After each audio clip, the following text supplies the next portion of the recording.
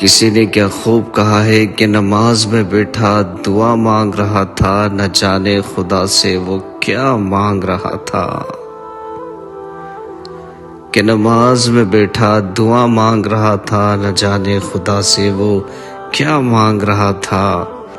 آنکھیں تھی لال اس کی، چہرے پر زردی، لگتا ہے یوسف تھا کوئی، زلیخا مانگ رہا تھا۔ اے ہے، آپ نے یوسف اور زلیخا کی محبت کی داستان تو سنی ہوگی۔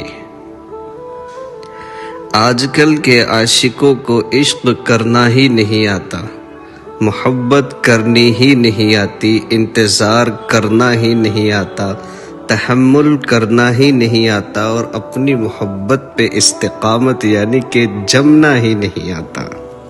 محبت میں شکوے بھی ہوتے ہیں، گلے بھی ہوتے ہیں، انتشار بھی ہوتا ہے، لڑائیاں بھی ہوتی ہیں، لیکن جو ان ساری چیزوں کو سنبھال لے اسے محبت کہتے ہیں۔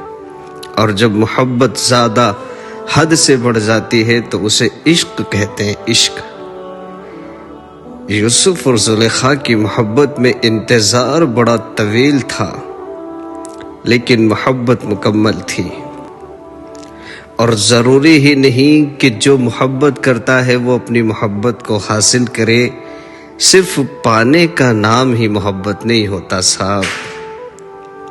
کبھی کبھی کسی کو دور سے خوش ہو کر دیکھ لینا بھی محبت ہے۔ اسی لیے تو کہتے ہیں کہ محبت پہلی، دوسری یا تیسری نہیں ہوتی، محبت تو وہ ہوتی ہے جس محبت کے بعد پھر کبھی کسی سے محبت نہیں ہوتی۔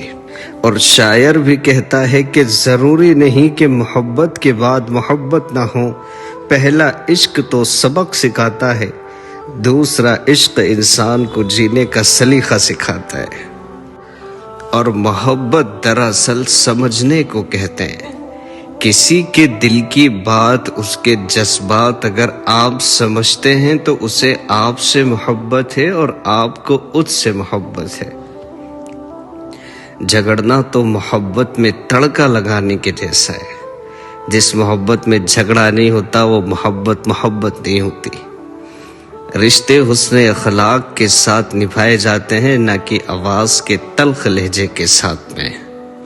اس لیے اپنی محبت کو آزاد کر کے بھی دیکھو، اگر وہ تمہاری ہوگی تو واپس تمہارے پاس ضرور آئے گی۔ یہ محبت کا دستور ہے۔